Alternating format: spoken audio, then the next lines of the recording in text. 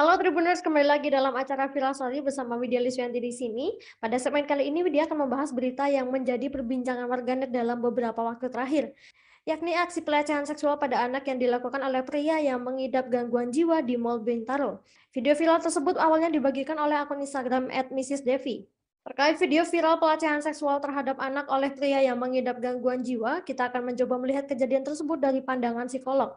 Seperti apa kacamata psikologi menanggapi aksi pelecehan seksual tersebut? Kali ini Widya sudah terhubung dengan seorang pakar psikologi forensik, Reza Indragiri Amriel. Mari kita sapa dulu.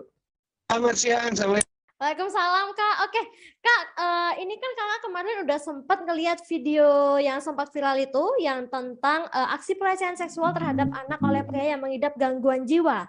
Kalau tanggapan dari Kak Reza sendiri bagaimana tuh Kak? Saya ini bukan orang klinis, Mbak. Saya ini orang psikologi forensik. Jadi kalau kemudian ada orang yang terindikasi tersangkut masalah hukum, kemudian mengklaim atau disebut-sebut punya gangguan jiwa, saya itu tidak langsung percaya. Saya itu justru curiga, apakah betul yang bersangkutan itu punya gangguan jiwa? Jangan-jangan ini hanya sebuah strategi terencana untuk menghindari proses hukum. Kalaupun yang bersangkutan betul-betul punya gangguan jiwa, sayangnya polisi tidak memberikan penjelasan ya. Ini sakit jiwanya jenis apa? Karena tidak setiap gangguan kejiwaan membuat seseorang kemudian terhindar atau bisa meloloskan diri dari proses hukum. Oke. Nah, seperti yang pernah diberitakan, polisi itu kan sempat langsung menyebut pelaku sebagai ODGJ tanpa surat resmi dari rumah sakit jiwa. Apakah tanggapannya sama seperti tadi atau mungkin bisa menanggapi lagi Kak Reza?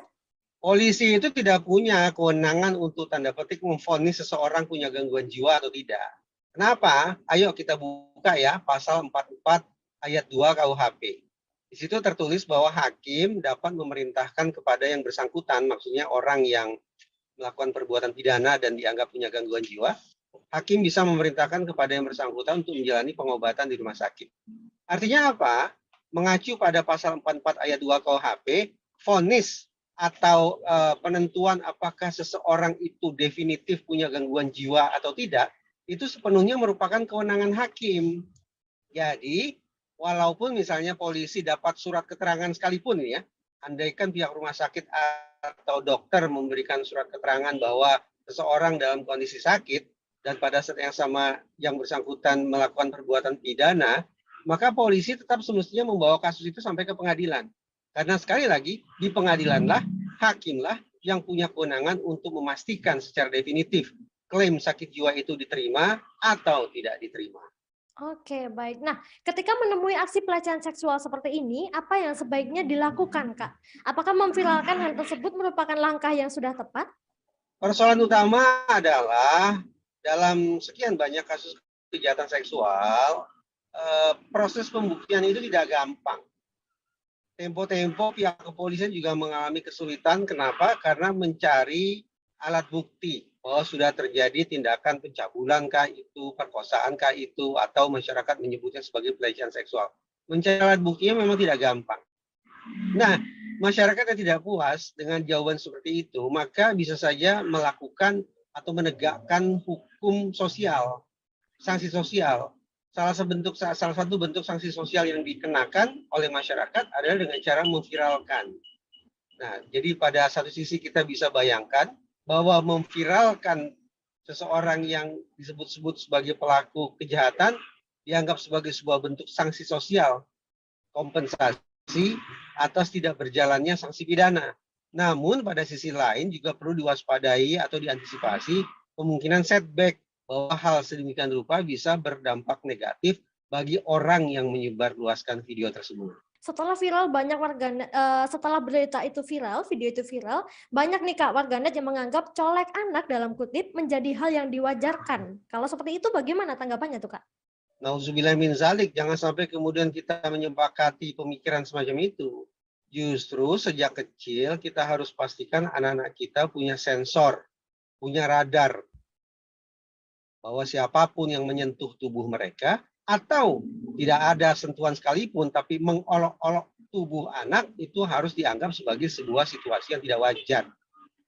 Alhasil, ketika anak berhadapan atau mengalami atau berada dalam situasi tidak wajar, baik dengan sentuhan maupun tanpa sentuhan, anak semestinya langsung bisa menjauhi si pelaku dan mencari pertolongan ke orang-orang yang dipercaya oleh si anak. Misalnya orang tuanya kah, atau saudara kandungnya kah, untuk memastikan anak sesegera mungkin dalam situasi yang terlindungi dari pelaku. Berarti memang peran orang tua dan juga keluarga dekat memang sangat penting untuk membentuk dinding atau tembok, perlindungan anak itu sendiri ya, Kak, ya? Orang tua, keluarga jelas berada di garda terdepan ketika bicara tentang bagaimana melindungi anak-anak dari pelecehan seksual. Tapi kita juga harus punya kesamaan persepsi bahwa masalah pelecehan terhadap anak bukan masalah domestik, bukan masalah privat, masalah yang sepenuhnya harus diatasi atau ditanggulangi oleh keluarga. Bukan seperti itu. Kenapa? Ayo kita buka Undang-Undang Nomor 35 Tahun 2014, Undang-Undang Perlindungan Anak. Di dalam undang-undang itu tercantum eksplisit bahwa anak-anak korban kejahatan seksual termasuk dalam satu dari sekian banyak kategori anak yang harus dapat perlindungan khusus oleh negara. Nah, kalau kemudian ditanya perlindungan khusus oleh negara itu siapa yang harus menegakkannya, yang harus memberikannya siapa? Tercantum dalam undang-undang yang sama bahwa perlindungan khusus merupakan kewajiban dan tanggung jawab secara berurutan pemerintah pusat, pemerintah daerah, dan lembaga negara lainnya. Alhasil, yuk kita punya keinsafan yang sama, bahwa sekali lagi masalah kejahatan seksual terhadap anak adalah sesungguhnya masalah publik, dan negara wajib serta bertanggung jawab untuk memberikan perlindungan khusus, termasuk bagi anak-anak korban kejahatan seksual. Oke, berarti memang anak itu dispesialkan memang bagaimana caranya harus dilindungi. Begitu ya, Kak, ya? Oke, kalau misalkan memang benar pelaku, orang dalam gangguan jiwa, memang dibenarkan, apakah tetap bisa diproses hukum untuk memberikan efek jerah atau seperti apa, Kak? Kembali lagi, gangguan jiwanya jenis apa? Di Oke. kalangan psikologi dan psikiatri, ada ratusan bahkan mungkin ribuan istilah untuk menunjuk gangguan jiwa. Jadi harus secara spesifik dulu, ini gangguan jiwa yang mana. Hanya gangguan jiwa jenis tertentu saja yang kemudian bisa mendapatkan tanda petik fasilitas pasal 44 ayat 1 KUHP, bahwa orang-orang yang katakanlah punya gangguan jiwa akan bebas dari hukuman. Tapi tadi tetap saya katakan bahwa penentuan definitif atau tidak bahwa seseorang itu sakit jiwa atau tidak, walaupun ada surat keterangan dari dokter sekalipun, definitif penegasannya, keputusannya, diterima atau tidaknya klaim itu adanya di pengadilan. Sepenuhnya menjadi kewenangan hakim. Oke, Nah, kalau kemudian jenis gangguan jiwanya adalah yang lain-lain, dengan kata lain, yang bersangkutan walaupun punya gangguan jiwa, tapi ternyata jenisnya jenis yang tidak mengganggu kewarasan, kejahatan seksual terhadap anak tetap harus dijalankan pertanggungjawaban secara pidananya. kalau untuk batas seseorang dapat dikategorikan sebagai orang dalam gangguan jiwa, itu seperti apa sih, Kak? Di dalam psikologi ada istilah NCRMD, Baik. not criminally responsible on account of mental disorder. Dulunya ada istilah NGRI, not guilty by the reason of insanity. Jadi seseorang dianggap punya gangguan jiwa dan bebas dari hukuman kalau memang bisa dipastikan yang bersangkutan itu punya gangguan mental. Orang kita menyebutnya sebagai gangguan jiwa. Jenisnya apa? Ya, saya tidak akan sebutkan di ruang publik semacam ini karena nanti bisa disalahgunakan oleh pelaku kejahatan. Karena dia sudah belajar dari diskusi kita, lalu mereka mengklaim sedemikian rupa lolos dari hukum. Oke, nah itu kan berdasarkan update ini, Kak, pelaku telah didiagnosa GMO atau gangguan mental organik. Mungkin kalau Kak Reza bisa menjelaskan seperti apa gangguan mental tersebut, Kak? Begini, sekali lagi, kita sesungguhnya tidak semata-mata bicara tentang orang yang punya gangguan jiwa. Kita saat ini sedang bicara tentang seseorang yang walaupun dianggap punya gangguan jiwa, tapi yang bersangkutan diduga sudah melakukan perbuatan pidana. Jadi ada implikasi hukum di sini. Kita tidak semata-mata bicara tentang kondisi kejiwaan, tapi kondisi kejiwaan dan indikasi kejahatan. Karena ada implikasi hukum macam itu, maka maaf nih Mbak Widya, saya tidak akan memberikan gambaran atau menguraikan apa itu gangguan organik maupun gangguan-gangguan kejiwaan lainnya. Kenapa? Karena saya sekali lagi tidak mau diskusi kita ini kemudian dimanfaatkan oleh para pihak yang tidak bertanggung jawab. Mereka belajar bagaimana menyiasati hukum dengan memakai definisi-definisi atau diagnosis dalam psikologi ataupun psikiatri. Oke, berarti memang, penjelasan ini tadi nggak bisa sembarang dijelaskan di publik ya, Kak, ya? Daripada nanti, Betul, disalahgunakan, terus malah nanti akhirnya betul. jadi efek yang jelek. Oke, tapi Ya. sebenarnya gangguan, apa namanya, gangguan mental organik itu apakah bisa diproses hukum juga? Atau memang ada keringanan yang Pada lain? dasarnya seseorang yang waras bisa diproses hukum. Sekarang ayo Mbak Widya kita cek kembali videonya. Menurut Mbak Widya, tentu saja tetap harus dibandingkan pendapatnya dengan pendapat profesional ya.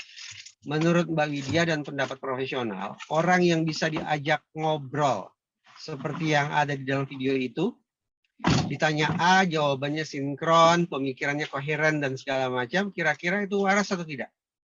Kalau Ya yang kemungkinan bersangkutan besar ternyata waras. simpulan akhirnya bisa dikatakan waras, Mhm. maka jalankan proses hukum. Oh, Begitu. Jadi saya tidak akan terlalu mudah untuk percaya terhadap klaim gangguan jiwa. Contoh ya, ini contoh. Masih ingat tidak Mbak?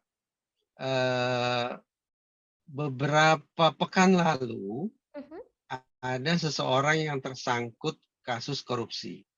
oke. Pada suatu hari dia harus datang ke persidangan. Tapi dia tidak hadir, dia mangkir dengan Dengan membawa alasan surat keterangan dari dokternya bahwa dia sedang sakit.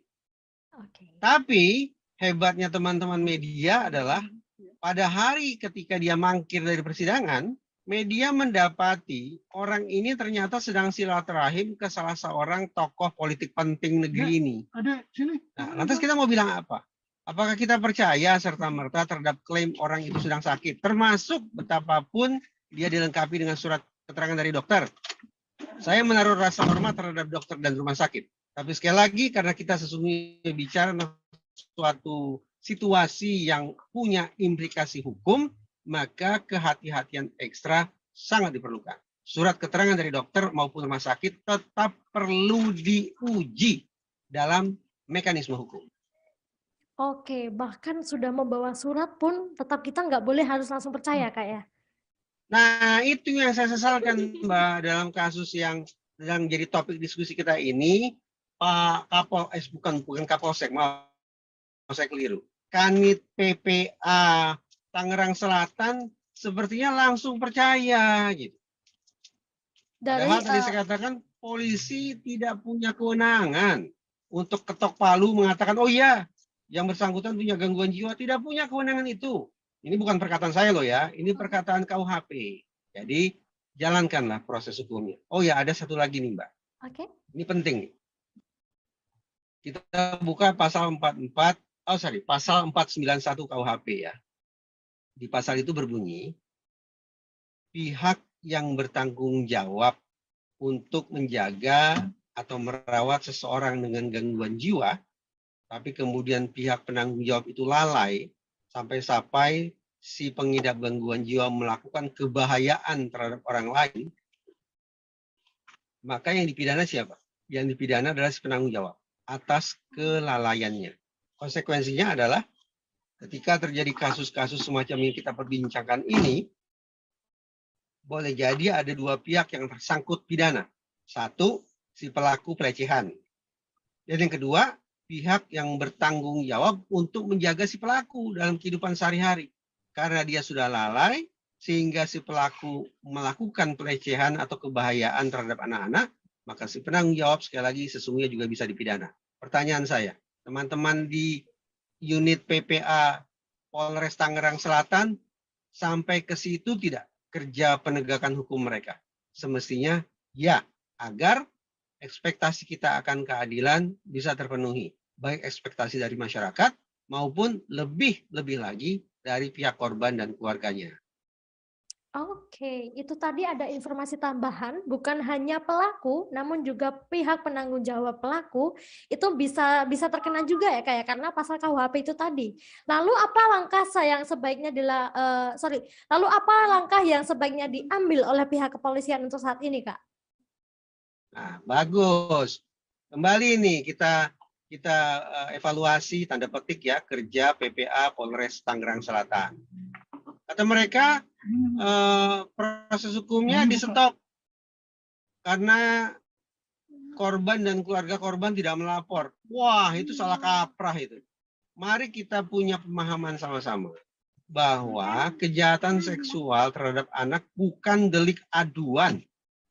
Jadi polisi tetap harus bekerja baik dengan maupun tanpa adanya laporan dari korban. Misalnya nih, polisi sebatas tahu dari tribun pun, karena ini bukan delik aduan, polisi harus langsung bekerja. Jangan menunggu, oh tunggu ya sampai ada laporan. Tidak. Kenapa? Karena sekali lagi, kejahatan seksual terhadap anak bukan merupakan delik aduan. Dan lagi, Unit PPA Polres Tangerang Selatan mengatakan sudah dimediasi. Pertanyaan saya, sejak kapan kejahatan seksual bisa dimediasi? Kejahatan seksual bukan merupakan tindak pidana yang bisa diselesaikan lewat mediasi. Harus lewat litigasi. Harus. Dan sekarang Mbak Widya bayangkan. Sesaat lalu PPA Polres Tangerang Selatan mengatakan si pelaku ini punya gangguan jiwa. Tapi kemudian Polres yang sama mengatakan pelaku sudah dimediasi. Pertanyaan saya, bagaimana memediasi orang dengan gangguan jiwa? Coba bayangkan. Orang punya gangguan jiwa diajak menyelesaikan masalah dengan cara kekeluargaan. Bagaimana pemikiran dia bisa sampai ke sana? Nah, jadi teman-teman di PPA Polres Tangerang ini bikin pernyataan yang menurut saya terlalu prematur, yang pada akhirnya mempersulit diri mereka sendiri ketika kemudian harus mempertanggungjawabkan kerja penegakan hukum yang sudah mereka lakukan. Akuntabilitasnya dengan segala hormat patut untuk dipertanyakan. Oke, berarti itu tadi pihak kepolisian seharusnya segera menangani dan juga yang pastinya tidak menunggu ada aduan dan juga tidak menunggu adanya viral dulu ya Kak ya, baru ditangani ya Kak ya. Wah, betul lah. Kecuali seandainya otoritas penegakan hukum kita ini mencandu popularitas, memang menunggu viral dulu gitu kan. Ya, tapi baik. Kan saya yakin tidak begitu.